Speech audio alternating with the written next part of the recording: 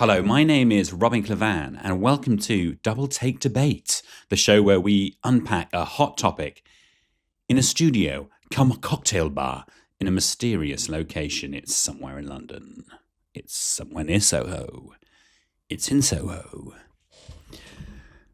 If you're watching, you'll see that our bar is filling up with guests, thirsty not only for low-alcohol beer and cocktails, but also for knowledge. Today we're unpacking the question, how can art change the world? With incredible world-renowned artists Nelly Ben Hayoun and Gavin Turk.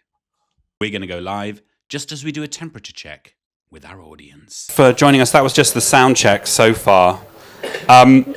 Everybody, welcome to this weird basement. Wow! That's showbiz. It's so it looks like we're in a public... That's all right. I like that, yeah. It's like we're in a public toilet, yes. or about to perform surgery. That's the way. Okay, but wait, I don't have my sunglasses. I wasn't prepared for this. Wait. Yeah. Okay, so this is just the pre-podcast podcast. It's not the podcast. You'll know when it started because the tone will get very severe.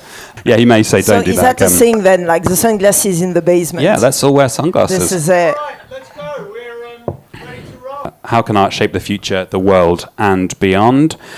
Is art a weapon against power or window dressing for the elite? How can it challenge dominant narratives, or is it inevitably molded by commercial taste? Should we be asking so much of it? Yeah? Oh my God.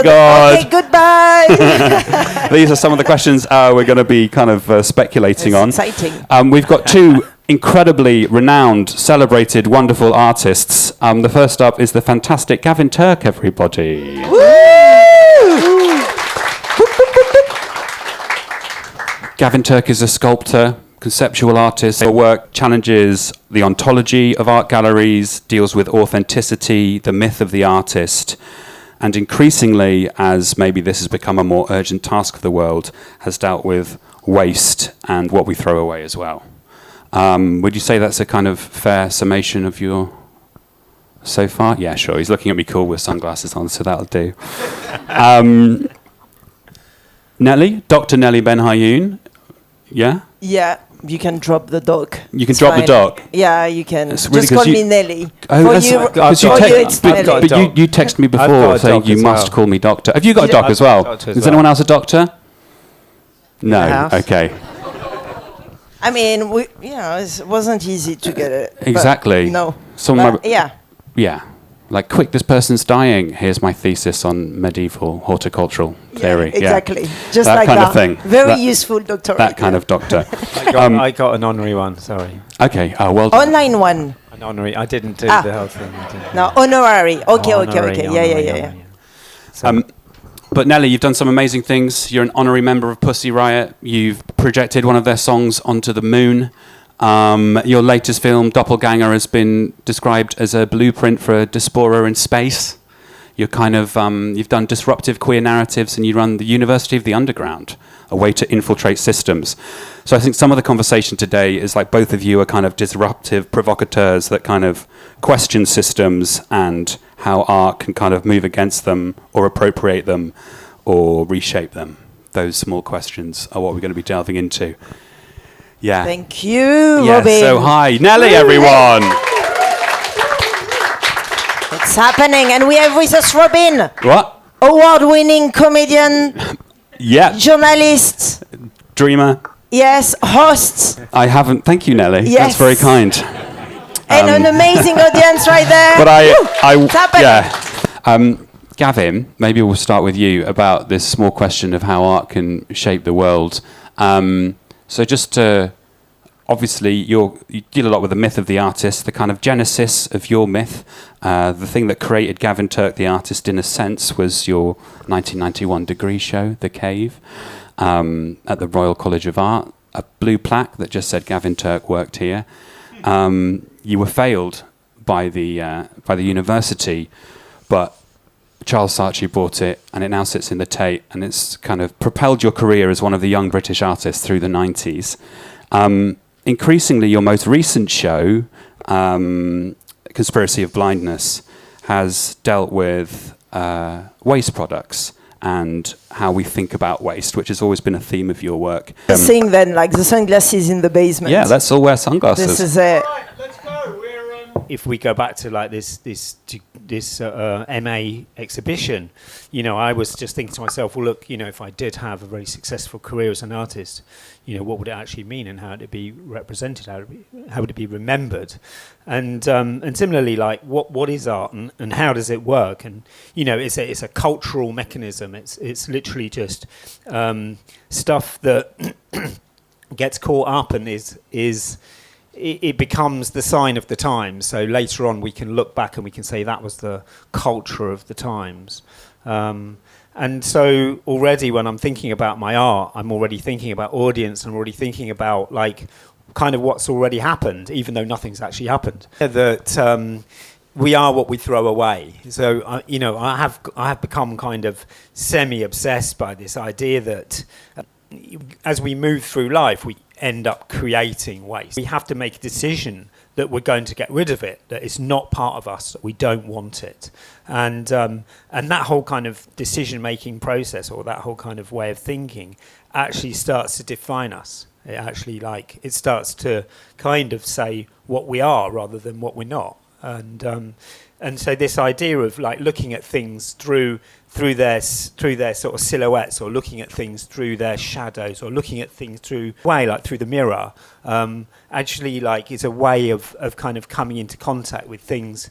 It probably in the most direct way we can. For me, I mean that's sort of like how I kind of feel about it. Yeah.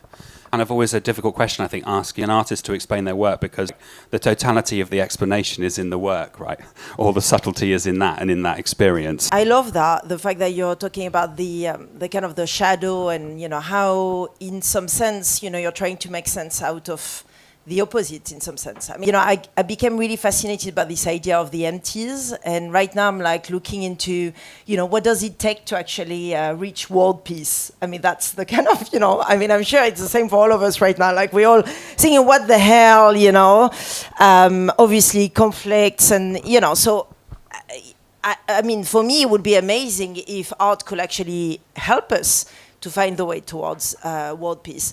And I found it really interesting when you start to look at the way we move into the world, and you start to realize that the way that we've been using our organs, for example, you know, the kind of the empty of our organs, the shame that is being put into our anus or our vaginas or all the holes of our body. There is a you say those words there. So well as a French person. There is, yeah. I mean, it's so good. It's quite. I think the podcast could just be that. It is French philosophy, you know. Like, I mean, it's called the body without organs. Actually, that's like it's a whole big realm of philosophy, actually.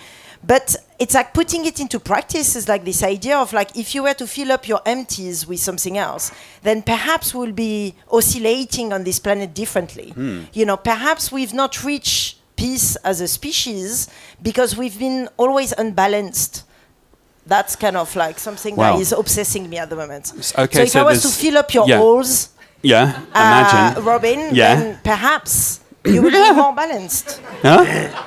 I mean, I'm saying this, but there is a whole, you know, like there is a whole potential there. So we've got how can art change the world? There's art as a mirror.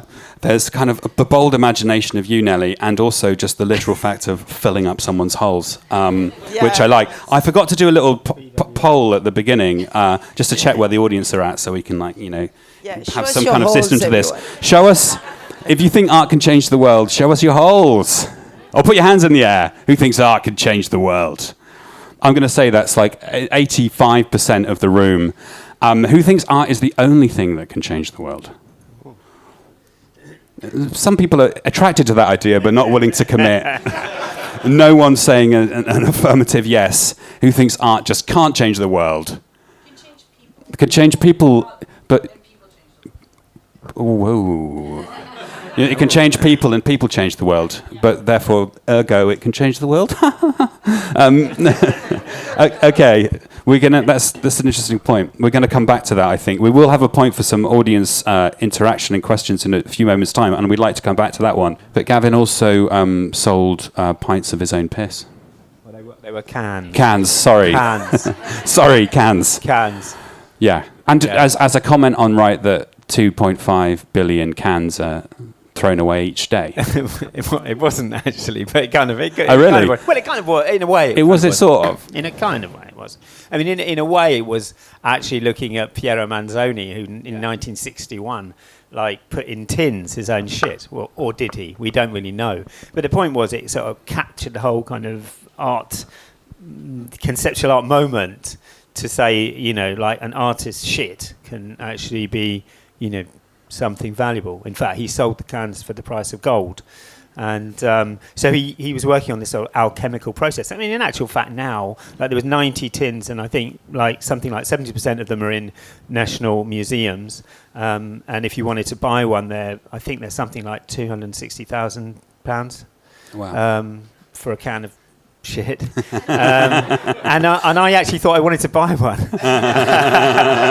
And so then I thought, well, how the hell do I do that? So I thought, well, what I'll do is I'll can my own piss, but quite a lot. I made 1,000 of them, and I'll sell 1,000 cans of my own piss so I can buy the shit. It's like it's another form of alchemy. And his tins are brown, his tins are brown, and my tins were silver. So I was sort of dealing on the moon. I was sort of moon trying to get into the sun, kind of thing. And so I was sort of, I mean, that was the thing. And so, and it also, alchemy is interesting, I suppose, in relationship to our conversation as well. And I think alchemy is coming kind of back into the world again, because it was really out of fashion. But one of the things with piss was that it was because it had a yellowy colour, alchemists thought that maybe it did contain gold. So they experimented on it, and they actually found it actually contained some of the ingredients they needed for gunpowder. So another kind of gold, in fact, a kind of anti-gold, really. But so it did have some sort of alchemical. But I think we should explain as well what alchemy is, because maybe, I don't know, are you all familiar with the concept of alchemy? Because it's not, I don't think that's for everyone either, you know? Like this idea that you can transform any material into something else. I mean, alchemy has been also said from, like, you know, turning shit into gold, for sure. But it's like the idea of, like, having a stone that can become gold, or through some sort of, like... Yeah, which is a literal changing of the world. Kind of mystical transformation. But I think this notion of transformation is also really interesting too. And I think, hopefully, this is what you want to achieve with any piece of work or is to kind of have someone that comes at it and then suddenly has perhaps a viewpoint on something, and you're going to challenge them in their worldview, in their belief system, and you're going to get them to actually expand, you know, and expand potentially a new realm of knowledge. And I think, transformation is definitely I think transformation is really important as a word, and better than change, because obviously when people transform, they can't just, I mean, they'd have to transform back. It's not quite the same as... Sometimes if you change, you might be able to change back. Well, I think that sometimes change can be flip. People can flip, you know, and I think it kind of, especially in our kind of slightly polarizing climate, like people can change then change back. Oops, changelings. They do it a lot in politics at the moment. Yeah, and I suppose thinking about change and transformation and like systems, and art is, you know, sometimes accused of, you know, obviously your work and the work of the Y.B.A. is kind of plays with this as selling out, or whether or not it's being appropriated by commercial taste or shaped by like wealthy donors. And there's lots of ways that you can, I suppose both of you in your work kind of work with that and against that kind of from within the system. And when you Nelly, with the kind of University of the Underground, that's all about training people up to infiltrate systems, right? To be involved in systems and change them from the inside rather than kind of fight them from the outside. Yeah, I mean, I guess it's like there is many ways to consider activism, right? You can do it from the outset, or you can do it from inside as well. And there is also all of the alternative in between. And I think, you know, there is a value in like teaching as well how to infiltrate, how to whistleblow, how to understand power structures, so you can enact them from inside. So there is a whole section of the University of the Underground where we teach about, you know, performance, where we talk about as well events, you know, like how you can design an event, an experience in which you can gather all the workforce of an institution, for example, and get them to reflect as to why they're doing care in a certain way, or why are they doing politics a certain way. So, you know, students have been collaborating with the United Nations, for example. They got diplomats to do football with them. You know, I mean, it's kind of like going inside these spaces to actually try and check it from inside. And then the students in general make their own jobs within these places and kind of like stay and maintain pressure. And No, I think I'm thinking about the collaborative element of what you were talking about, and how that works, and how, for me, I think my whole kind of like art education and way that I work is obviously, generally speaking, quite kind of individualistic, and I feel it's kind of problematic, and it's obviously something that I'm always trying to kind of figure out a way through, the way that art like is certainly on a kind of institutionalized level, like still very individualized. It's still very much like kind of here's the artist's signature, and obviously you get collective artists, but still, even then, like that collective, artists, like assembly or whatever they are, whatever the artist like is, they still have to be kind of assumed within a certain kind of individualized identity, and I think I was responding to what you were talking about quite strongly, because I think that in a way there is something incredibly positive about like trying to kind of in a way like set up organizations or agencies that can kind of make that can interfere with the system. I mean, certainly, that I do also struggle with the kind of idea that I have this kind of point in my head where the art that I make may end up like, if it performs well, in a museum. And then I think to myself, well, what is that? Really now, like museums are really kind of like, they're the most kind of like private. They're the most private organisations around. When we get these lists of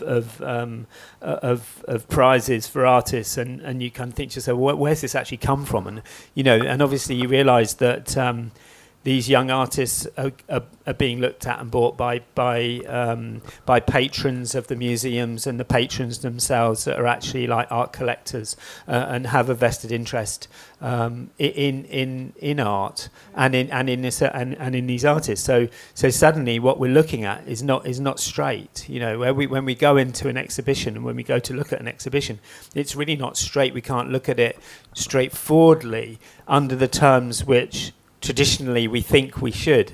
Under sort of our historical terms, it's not quite like that. I mean, perhaps it never was, and perhaps there's always been a sort of a skew to it, and there's always been kind of vested interests, and kind of there's always been biases, and there's always been kind of cultural agents that are working behind the scenes which you don't know about, and I think it is interesting that these days we are in a position where lots of stuff that perhaps was underground is overground, and people have a lot of ability to connect with information and news, but almost so much ability to connect with information and news that they also can connect with information and news that isn't really information and isn't really news. that actually, like things like ideas of the truth or ideas of reality can become actually twisted when we know so much. Yeah.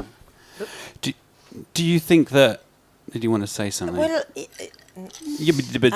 Sure. I was going to say, like, do you think more is being asked of artists now because they're filling a gap where there's a lack of imagination that perhaps politics or other kind of futurists or thinkers may be able to kind of take up that space? Like, artists are being politicized and performing a political role because other institutions are failing to do that. There's because politics is scrambling around for answers, of coming out into other parts of society where actually now to be an artist, you almost have to have a political response, because it's the most the tasks of the world seem so urgent that you're confronted with like the enormity of that.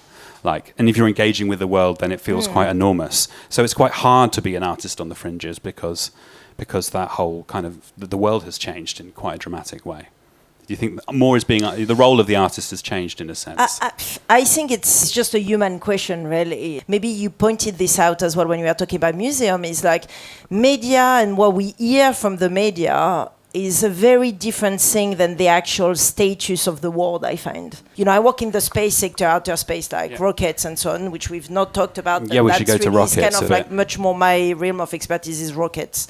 And so big part of, I know, it's a bit like, okay, what the hell? But yeah, so I work in this kind of like space mission kind of sectors, and Nelly is an advisor to METI as well, the Search for Extraterrestrial Intelligence. METI is actually messaging extraterrestrial intelligence, and SETI is the opposite, is searching. God. We tend, but I'm like into both anyway. Into both, that's fine. So that's fine, like we just discuss with everyone, you know, like that's it. But yeah, so you find that a lot of what we hear are the visions of the Elon Musk and the Jeff Bezos, you know, like, oh, we're gonna go and colonize and kind of like build interplanetary species all around the world, whatever, and outside of 59% is really much more alternative, right? And, you know, I have colleagues that are looking at how dolphins communicate between each other. You probably never have heard about them and their mission, you know, what they're doing. You know, like, and that's the thing. It's like we don't hear about people that are doing research on bacteria and extreme, you know, environment and things like that. Like, we only hear from these dudes because, and that's kind of like... Dudes kind maybe, of... yeah. And I guess that's maybe the real conversation is how do we move away from this patriarchal, heteronormative, capitalistic kind of system that we are, you know, we've seen their wreck again and again and again, you know, at which point do we decide to actually shift away from that? And so, yeah, I like, of course, you know, I'm half Algerian, half Armenian, and I'm going somewhere with that is, of course, one of the big thinkers of Algeria is called Frantz Fanon. And Frantz Fanon is kind of well known for actually also talking about violence in some ways, that, you know, you don't get through decolonial practices without violence, but then you eventually reach the goal, the universal goal, which is, of course, peace. So I don't know, like what I'm trying to say. Yeah, I'm not saying we need to finish off everyone that is leading on the media right now, but I think there is a conversation to be had about actually literally changing the scope of the landscape in the media, for sure. Yes, definitely. And I suppose that the artistic question of how you find that in all forms of art, how can you create meaningful art when the metric at the moment is so reductive? Like the social media views and clicks have so much leverage that's such a decider of success that you kind of have to pour things into that metric, and that becomes very like deterministic and problematic, I think. We might have a moment to go to some audience questions if anyone has any. I know you've got some opinions behind me.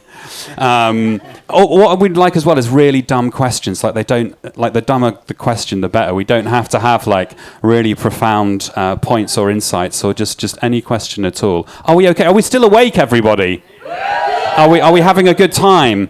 Yes, that's good. Some of you look like you're in a hostage situation, but a really nice hostage situation with two lovely artists. I think you have answered the question, which is actually that the artist's role, you know, if anything, is keep pointing people in directions, you know, in the better directions. You know, art is not really a political big P thing to do. I mean, certainly not fine art. It's definitely politics with a small p.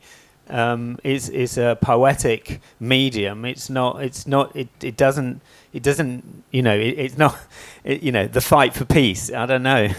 I mean, maybe you could make a pretty sign. You know, the fight for peace. But you know, you're making a sign. That's the artist's job, is making a sign. It's not. You know, like your.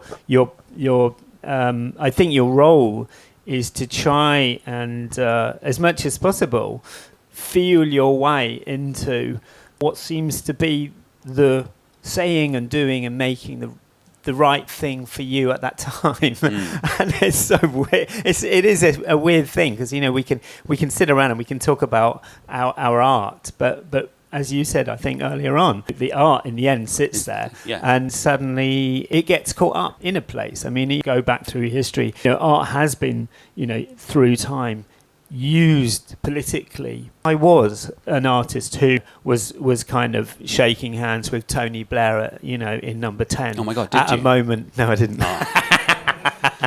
Not me, but quite a few of my friends did. Oh, I know. Ooh. We won't go into. We'll leave Tony at the door for now. Yeah. But really, like the I think art is powerful partly because because it isn't powerful, because the audience has to come and it has to find the art, and so the art lives within whoever finds it. You know, that, like I, as an artist, you make something, and then as an audience, you go there. And then for me, you know, I want to go there, and I want to go, huh? And then like maybe a month later, I want to go, wow. I don't really want to go there and go, wow, and then a month later, go, oh. And this, in a way, is why it's a kind of tricky question, because that's the kind of change that happens, kind of an unlocking of something that's incremental that you can never, it's very hard to measure that. And it would be stupid to kind of reduce that to a metric. So I'm just really criticising my own question. One of the things I think I learned with art as well is like, you also have to, unfortunately, look at art with a very open mind, aka I look at this and I go, shit, I don't know about this, you know, like, but you hang on to it. And, you know, and it can much later on become something clear and meaningful to you. So it is not necessarily going to happen straight away. And I think that's a really kind of like, that was a very low, slow, deep sort of unlearning that I went through with looking and being in experience with art. But and you're touching upon, you know, the fact that there is a direct connection between the role of the artist and the philosopher. I mean, the way I see it, you know, like in philosophy and the arts, I've always kind of like touch with, you know, with each other in some sense. You know, like Hannah Arendt, who is a political theorist that died in 1975, that wrote The Origin of Totalitarianism. She says that to begin something new into the world, that is action. Right, so to begin something new into the world, that is action. So, in a way, you said like to produce something as an artist is a small p, but like in the context of Hannah Arendt or a political theorist, actually to begin something new, you're like already bringing politics into the room, you know, whether or not you want it. And so then, of course, when it becomes just to kind really of explain, controversial... she's the kind of person who pioneered the banality of evil, right, who the kind of the Eichmann Nazi Third Reich defense of just following orders, and kind of portrayed how terrible things can be done by people in a very banal way, right? And she's resisting that. It's like art is an active choice one of the key to resist that banality. One of the key elements of totalitarianism regimes is that you tend to have just one ideology that rule it all. So one idea across, and everyone agree with each other. And so a big part of her argument was about plurality, like bringing a lot of people in the room that don't agree with each other, so that we can kind of like nurture fighting against totalitarianism in a way. But what's interesting about this whole thing is like she speak about also, you know, being a pariah, the moment where you're gonna be going against the status quo, the moment where you're gonna be challenging power structures or the way that, you know, the order in a way is, then you're gonna be put as a pariah. And I think a lot of artists that often do the most deranged work that, you know, really make you tremble. I mean, I like this word of trembling, you know, like then they are like, yeah, they are the, you know, then you know you've done something interesting, but then you're going to be left on your own device. So you better have a good team of, you know, a good solidarity group, which is why obviously like in queer community, we understand that if you're going to fight binaries, by definition, you're going to have struggles.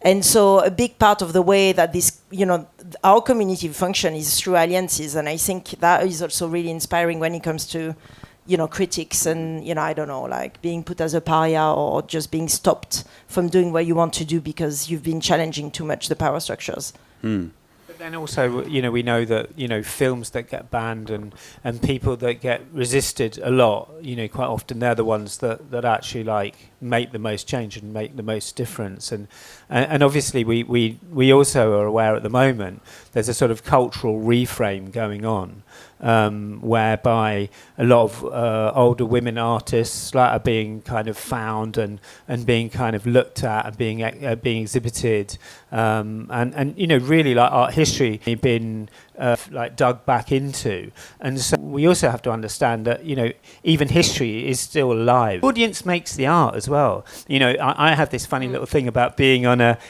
desert island. People say, what kind of art would you make on a desert island? I'm like, well, I wouldn't make any art on a desert island, just fiddle around and do stuff. It was like rub sticks to bend sticks as much as I could until it broke, and then say, oh, I bent that stick as far as it could go without it breaking. and then it broke. But, and so they'd find, basically a ship of people would come over to this island, and they go, oh, wow, there's art on this island, and they'd point at all these broken sticks. And they made it art by being audience, whereas for me, it wasn't art. Whereas actually what I do in my studio and how I think about my art is I'm very aware of audience. An artwork is a kind of, if you think of a Venn diagram with two circles intersecting, you've got A, artist, like B, audience, and C is the artwork. So you need an audience for the artwork to be there. So, and the audience, in some ways, they make the artwork. So, you guys. Okay, thank you so much. All right, lovely people. Who still thinks art can change the world? Some of you, hands in the air and a cheer, please. Yes. Who thinks art can change people but not the world? Would you like to philosophically just unpack the difference between people and the world? I just think I see art these days as like a bulwark or like a defense against a lot of the things that are rewiring our brains, like the internet and like, all these things that are kind of really fucking with the way we are able to engage with each other, but also the way we're able to understand like the environment and who we are as people and have empathy. And I see art as a way of just fighting back against that. It's something you can do. To your point, you go and you see it and you can interpret it the way you want, but it's also a community. So it's actually quite a lot of things. So for me, it's more about how it influences people and then how those people then go out and operate and act in the world. Okay, great. So there's a bit of nuance there to my reductive question. Just to let you guys know, we rarely answer the question, but we do deepen it. One person here, and then one person here as well, and then one at the back. I wondered if, when Gavin was saying you have to go backwards to go forwards, whether we should go backwards and start again with children and have art as a much more mainstream thing where we can change the world by helping them understand through doing more art as part of experimentation, learning how to be criticised about things, learning how to put themselves out there, learning how to express themselves and understand other people better by what they express in their art, and by being able to make mistakes and try again, and all the things they're not learning at the moment, which might help them be better rounded people and more able to withstand some of the other things that are being shown to them. Oh no, I'm definitely down with that. I mean, my wife runs a project which is called The Great Imagining, and she's working like putting creative experiences and giving agency to children. Basically, it's just trying to keep their imagination flowing, because they have children naturally have a lot of imagination. It's just kind of seemingly adults that think it's their job to sort of stop the flow of that.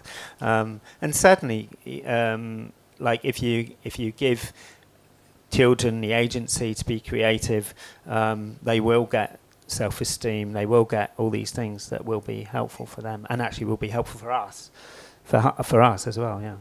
I mean, for sure, I think there is like definitely a petition that needs to be made by every single UK citizen to make sure that, creativity is back into the whole educative system, because right now it's going the other direction, right? So it's been removed from the classroom, and there is way less hours being taught.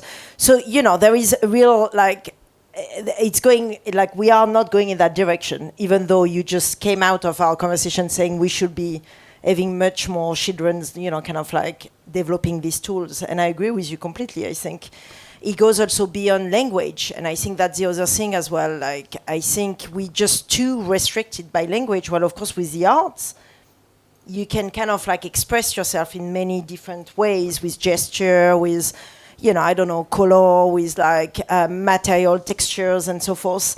And so just from a space perspective, if you allow me, when you design a space mission, you're always decentering from the human, because you understand that when you go in space, it's an alien territory that is not made for human. So by definition, when you design a space mission, you have to actually think about a sort of a post-human context, when you don't have, you're not able to process speech, you're not able to, and for sure creativity is at the center of all of this conversation. So yeah, if we want humanity as a species to survive, we're going to have to bring back creativity in the classroom for sure. Art can save the world. You've decisively answered the question. There we are. I love this. This is like a kind of, I think, like a, my northern friends' caricature of what people do in London. They just they sit in cocktail bars in Soho with sunglasses on, having a discussion in the round about what art is, and not really reaching a conclusion. Response really is a kind of strange, latent response to what you were saying as well, where artists will come and they will be creative and use any tool or anything that they can get their hands on, or what is it that they get their hands on. And, unfortunately, it doesn't necessarily mean that art's going to be a break from the internet or from AI or whatever. Unfortunately, it means that artists are going to be involved in making art using AI and probably using the internet. Like that, in a way, the world that's around us obviously is the material. On my desert island, I had my sticks. Now, like young people growing up, they've got a whole different set of tools and to be creative with, and to, as you say, I mean, they redefine what we consider to be art. I mean, art's continually a sort of like a discipline of like, but is it art or not art? The paradigm of art is it art or not art? I mean, with us since modernism, in a way, since Velázquez paints himself painting the King and Queen's daughter. It's like, is that art? Is that the art? I thought the art was supposed to be the King and Queen, but oh no, it's the artist and the daughter. And so he's already started to spin it around, and he's already putting the philosophies of the artist, how the artist thinks, is suddenly a thing. We look at an artwork and we're having a conversation with the artist. We're sort of trying to think what the artist might be thinking. And the artist really is just sort of, I think that they're just trying to take whatever they can sort of and make some sort of sense of it with themselves. And so, yeah, I think, the notion and the question of the world is quite a difficult one. I mean, people use the word the universe, and I'm always really baffed by that. But the world gets used a lot, and, it's sometimes it's a small place, and sometimes it's the biggest place that we know. This is our world for the next few minutes. Have you got a question?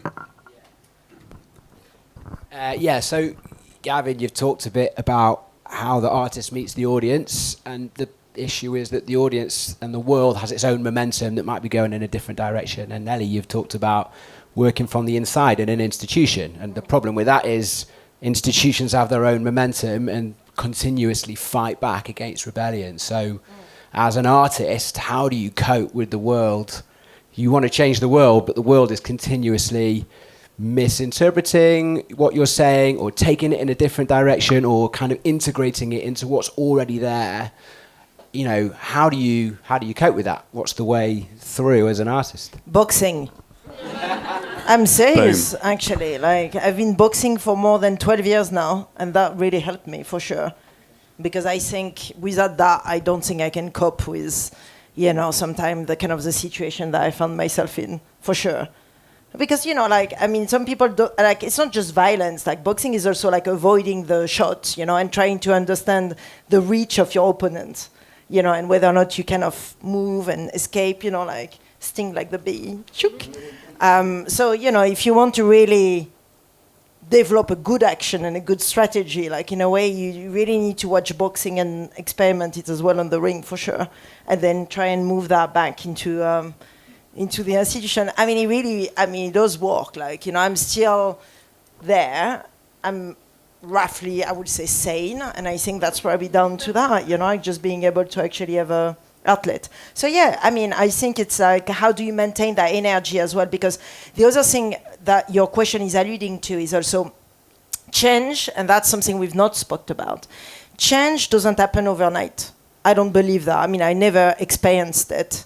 Maybe if you were alive during I wasn't born yet, but when the Berlin Wall was, kind of smashed, then maybe it's an imminent change you can see through the wall, that's a very direct, change. But I would say for me, my experience of things is like it takes time. So you have to maintain pressure for a long time. So therefore you need stamina, you need endurance. And this endurance is like, for me, it comes down to sport and how you can kind of maintain that. So yeah, so I don't know if this is the answer you wanted, but that's the answer I give you. But well, we're just about to finish. But Shall that I- kind shall I of give it a quick- yeah, just that. I'll give it a quick that's answer. That, yeah. I mean, I totally agree with you. You know, like things spin around, and you suddenly like the institution is not your friend. And but I think that you put stuff out there, and you just sort of like you rain check it, and then you just like you change your process and you go again. But maybe it's just like learning, like what the opponent's going to do, I suppose. So there's a sort of answer in the answer that and a sort of like different kind of change, right? Art as a kind of, as you said, like a slow unlocking of something that you don't know what it's yet to become. It's hard. It's a metric that's hard to kind of measure, and it's something that can put a seed that can do something I think further it down comes the back line. to the transformation thing. Yes, I'm I'm still a firm believer in transformation. I love that sort of like the idea of the, that moment where the pupae turns into the chrysalis, and inside the chrysalis, like you get these imaginal cells, and like basically they don't even know quite. It's like a soup. They don't even know quite what they've got to do, and then they figure it all out, and then they kind of break out, and they're a butterfly. Okay. Singing Yes. like a butterfly. So we've reached conclusion. Can art change the future in the world? We don't know, but it can transform it, or at least some people. That's the kind of semi-nuanced conclusion we've come to. Beautiful people, thank you so much for watching this. And Gavin and Nelly.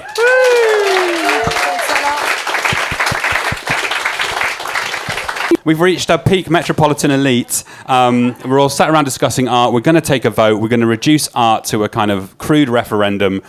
Who thinks art can change the world? Hands in the air and cheer. Who thinks art can transform the world? Hands in the air and cheer. Has anybody changed their mind? Yes. Someone's changed their mind. What did you go from and to? What did you transform from and to? I went from not really believing in the world to believing. You're a believer. Yeah. Yes. Are there any other believers in the room? There's just one believer in the room. We did it. It was worth it for that one person. Round of applause one more time for Nelly Ben Hayoun and Gavin Turk. Hello. All that's left to say is thank you so much for watching or listening. If you like the show, it would be an enormous help to us to leave a good review. And if you didn't like it, why not just shout your opinions into an empty well? Please follow us on socials. Details of how to do that are also in the description. We've got more episodes dropping soon, so please like and subscribe, and we'll keep you posted on them. Until next time, stay nuanced.